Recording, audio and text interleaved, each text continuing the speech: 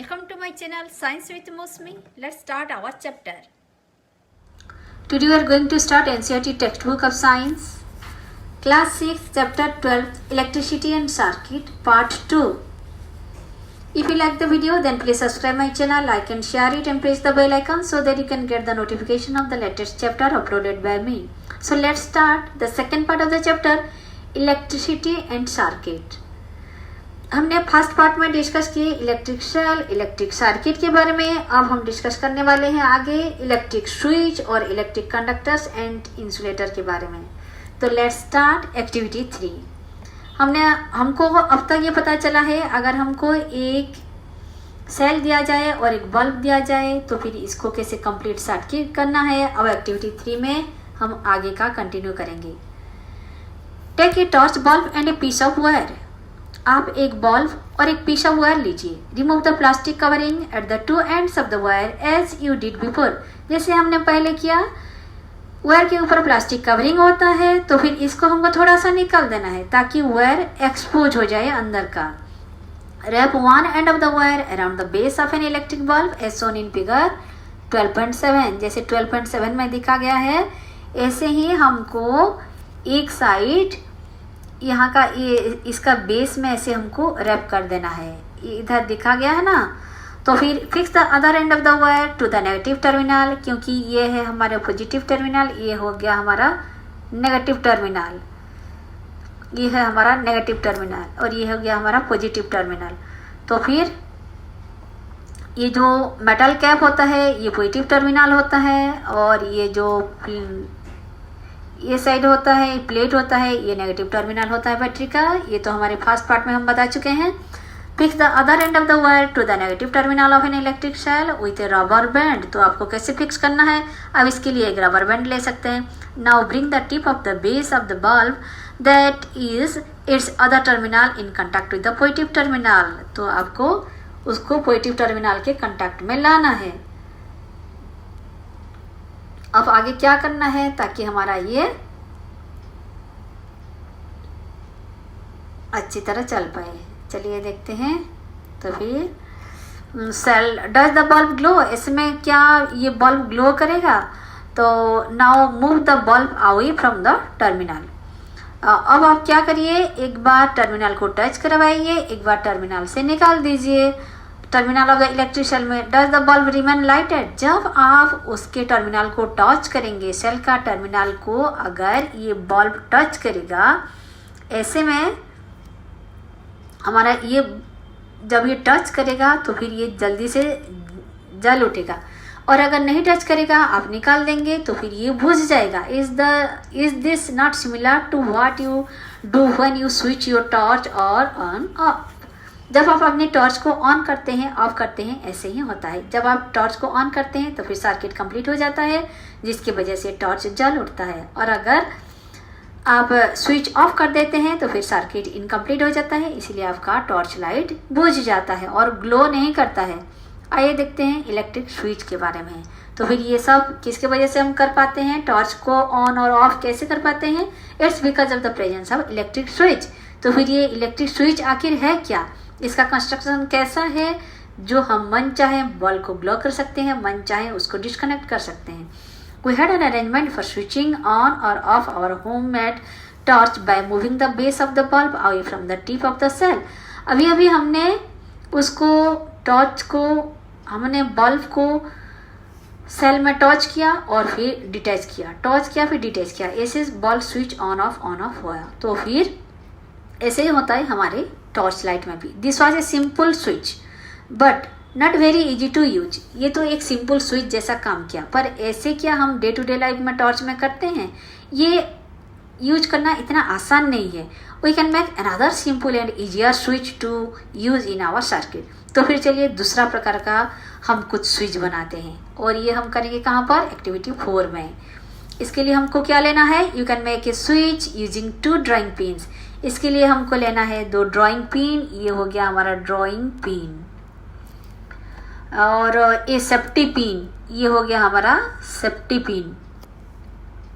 और a paper clip, 2 wires and a small sheet of thermocol. ये हो गया हमारा थर्मोकोल. तो थर्मोकोल और ए वुडन बोर्ड, चाहे वो थर्मोकोल हो या फिर वुडन बोर्ड हो, जो भी हो उसमें इलेक्ट्रिसिटी प्रवाहित नहीं होना चाहिए ताकि ये आपके लिए सेफ रहे। अब आपको क्या करना है, insert a drawing pin into the ring at one end of the safety pin and fix it on the thermocol sheet as shown. एक ड्राइंग पिन को यूज करके, जैसे सेफ्टी पिन में रिंग रहता है, उसी रिंग के ऊपर दबा के, जैसे ये हमको फिगर में 12.9 में लिखा गया है, ऐसे ही आपको फिक्स करना है। तो फिर इससे क्या होगा, fix it on the thermocol sheet as shown in figure 12.8। Make sure that the safety pin can be rotate freely, तो सेफ्टी पिन फ्रीली रोटेट करना चाहिए। Now fix the other drawing pin on the thermocol sheet in a way that the free end of the safety pin can touch it. तो फिर आपको इसी दूरी में दूसरा पिन भी उसमें फिक्स करना है, जैसे कि हम चाहे तो पिन को वहाँ पर टच करवा सकते हैं।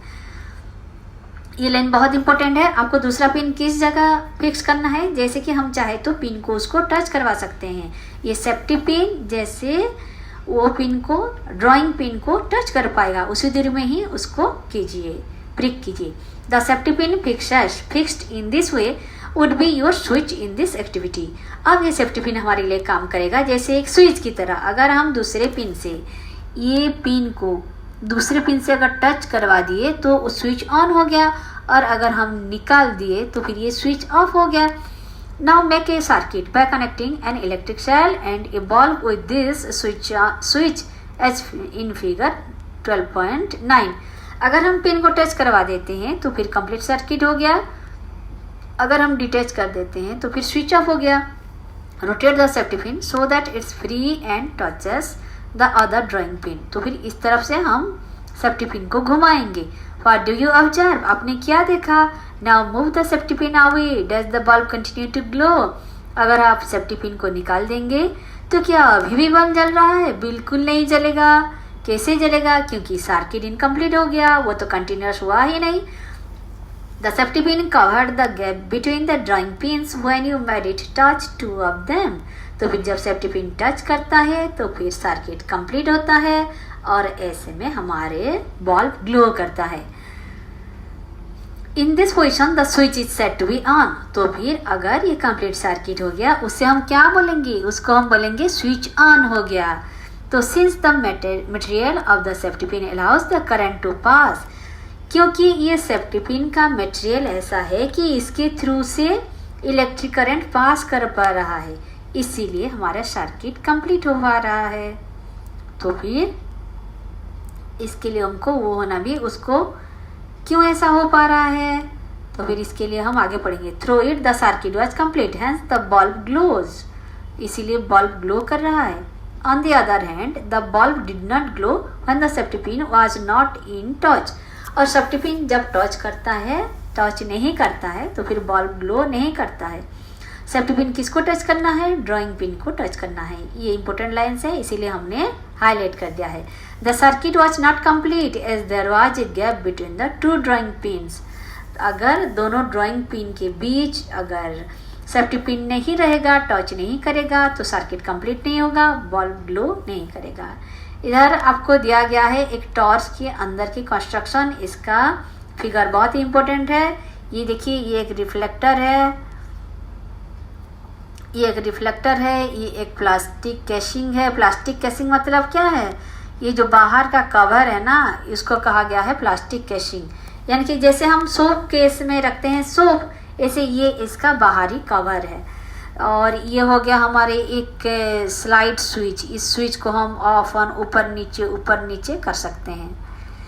और ये हो गया हमारे इलेक्ट्रिक सेल, ये है 1 सेल, ये है 2 सेल, दोनों की देखिए ये positive terminal, negative terminal, positive terminal, negative terminal.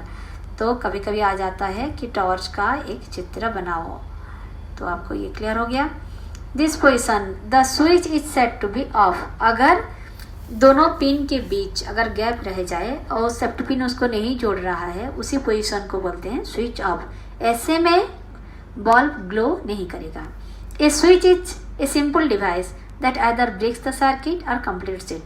तो अगर आपको पूछा जाए what is a electric switch, तो क्या होगा, what is a electric switch. A switch is a simple device that either break कर सकता है या फिर कंप्लीट कर सकता है। ब्रेक द सर्किट और कंप्लीट दिस, अगर कंप्लीट कर दिया तो बल्ब ग्लो हो जाएगा, अगर सर्किट को इसने ब्रेक कर दिया तो फिर वो स्विच ऑफ हो जाएगा।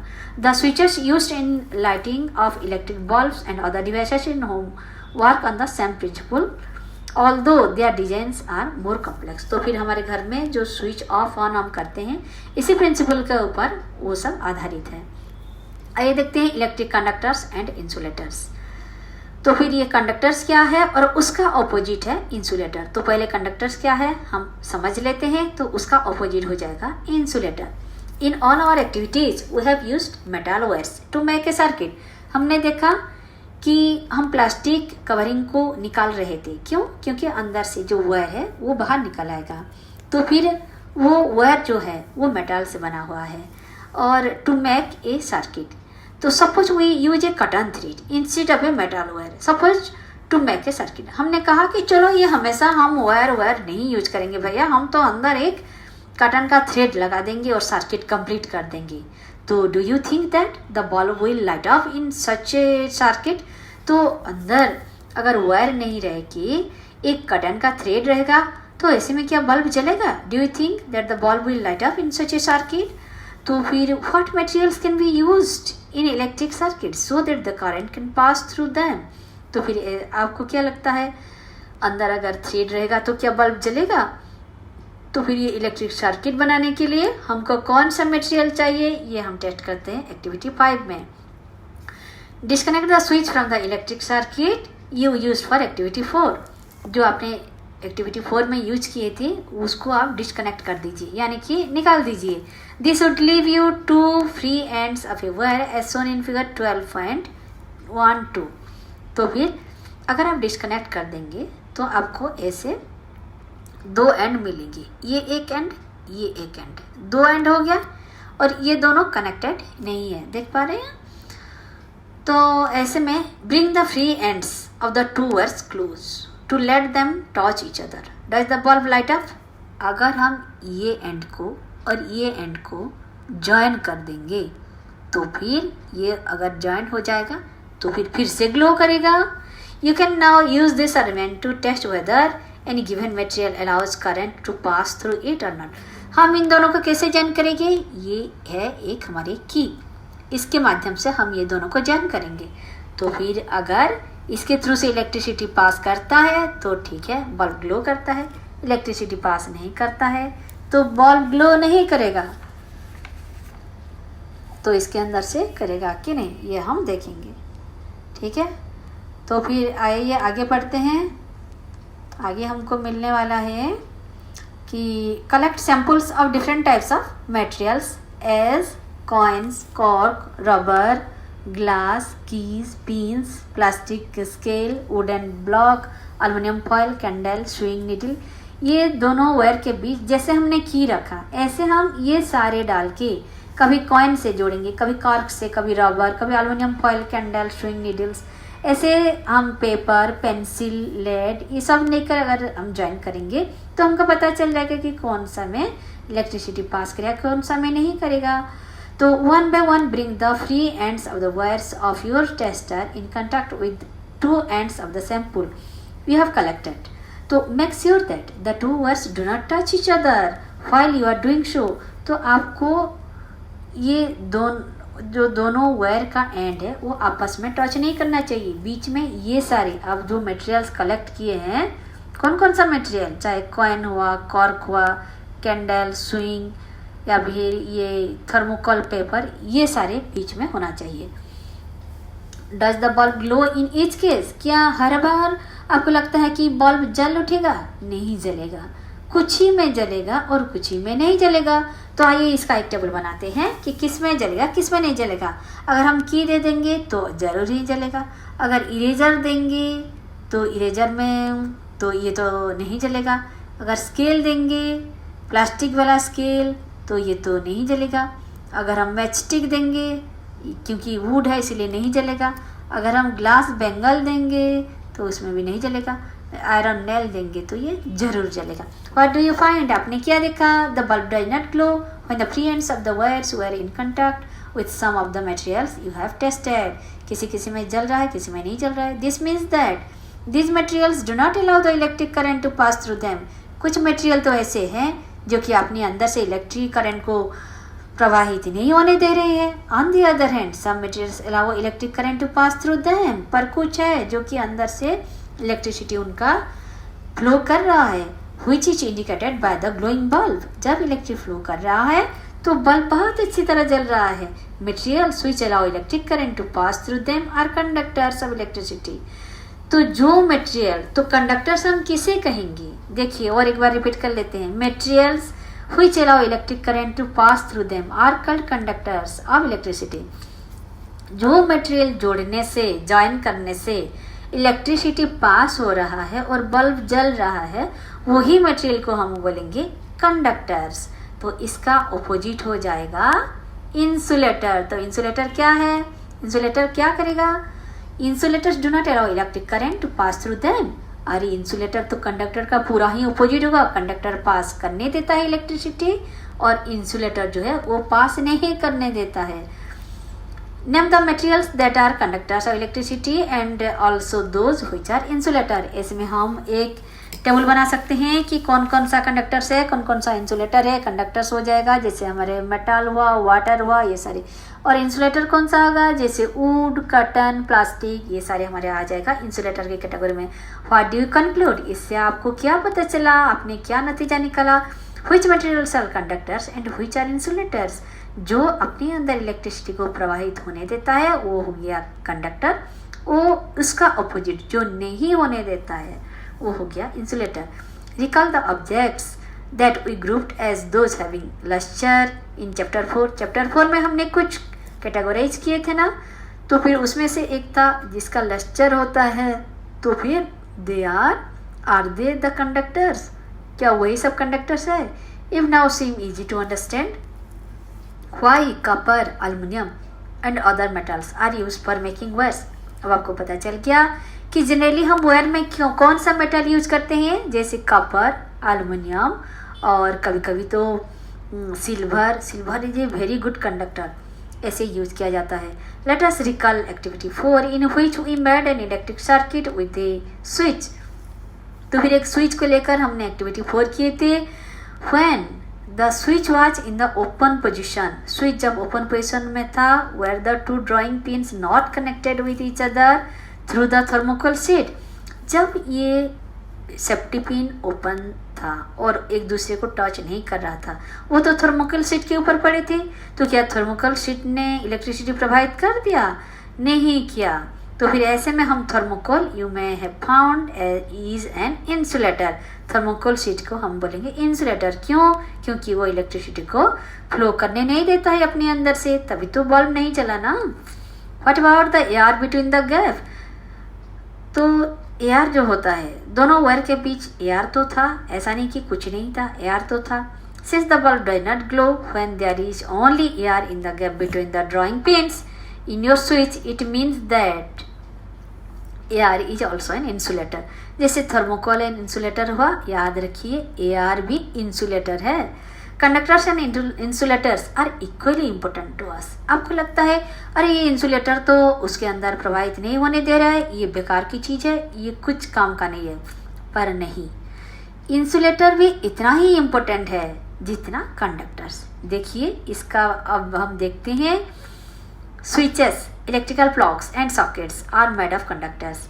जो स्विच हमारी है, इलेक्ट्रिकल प्लग्स है और उसका जो सॉकेट है, ये सारे तो बने हैं कंडक्टर से. On the other hand rubber and plastics are used for covering electrical wires, plug tops, switches and other parts of the electrical appliances which people might touch. They are made of insulator. तो फिर wire की बाहर की ओर जो plastic का covering रहता है वो नहीं होता, तो क्या हम क्या सेफली उसको टच कर पाते? कैसे हमको इलेक्ट्रिक शॉक लग जाता ना.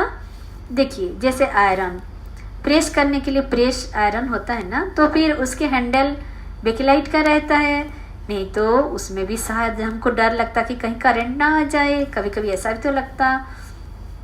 और फिर बहुत सारे ऐसे होता है कि स्विचेस जो इलेक्ट्रिकल अप्लायंसेस होता है तो उसका हैंडल सारे हमारा इंसुलेटर से बनी हुई होते हैं, which people might touch, जो कि पीपुल आराम से हम उसको टच कर पाएंगे और सेफ भी रहेंगे।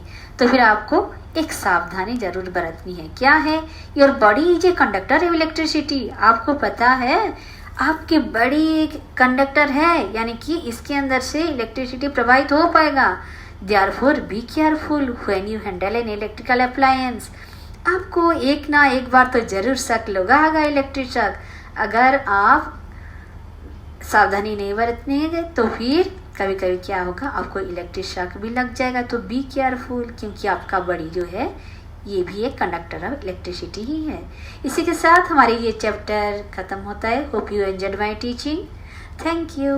With this, we complete our first part of the chapter. If you like the video, then please subscribe the channel, press the bell icon so that you can get the latest chapter uploaded by me. Thank you.